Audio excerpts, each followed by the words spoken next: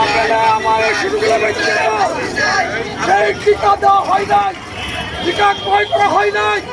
Doctor Saidur Rahman যিনি বিশেষ সহকারী ছিলেন প্রতিমন্ত্রী মর্যাদা স্বাস্থ্য দপ্তর দেখতে, তিনি কিছুদিন আগে ইউনিট সরকারের পক্ষ থেকে একটা বিবৃতি দিয়েছেন। দেখা গিয়েছে টিকা ক্রয় করেন নাই কেন বলেছেন।